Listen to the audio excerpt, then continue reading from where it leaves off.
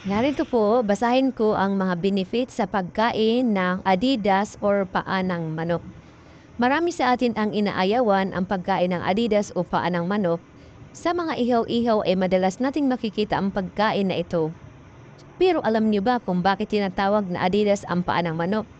Marahil ay halintulad ito sa itsura ng unang logo ng sikat na brand ng sapatos ng Germany, ang Adidas, dahil sa tatlong parang kuko ng manok. May mga ilang tao na hindi gusto kainin ito, sigurado ay nandidiri sila sa original na itsura nito noong hindi pa naluluto. Pero maraming mga sikat na kainan na may mga masasarap na luto dito o kahit na iyong mabibili sa mga ihawan. Sa pagkain ng paa ng manok, talagang mapapangata ka upang mapasipsip dito ang linamnam ng bawat parte nito. Maraming klase ng luto ng mga manok ginagawa dito, ilan sa mga ito ay adobo, tinola, kaldereta, inihaw at iba pa. Para naman magbago ang isip ng mga taong inaayawan ito, alam niyo ba maraming mabuti ang idinudulot nito sa katawan ng tao? Ating alamin kung ano-ano nga ba ang mga ito. Una, number 1, nagpapatibay ng buto.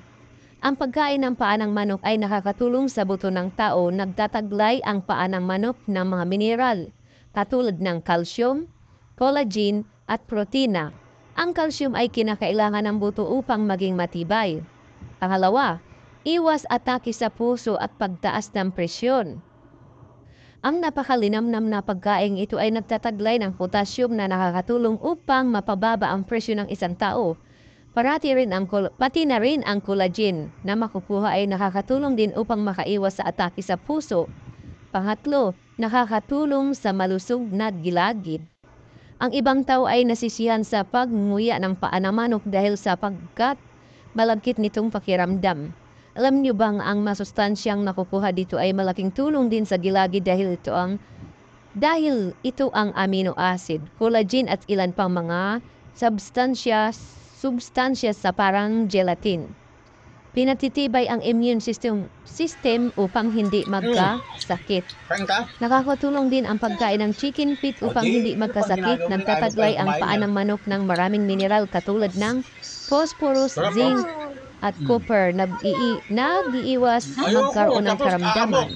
Panglima, nakakapagpaganda ng balat ng tao. Ang collagen ang isa sa nakakatulong upang gumanda ang ating mga balat dahil tinutulungan ng mineral na ito upang gumawa ng bagong cells at nakakatulong upang maging makinis ang balat.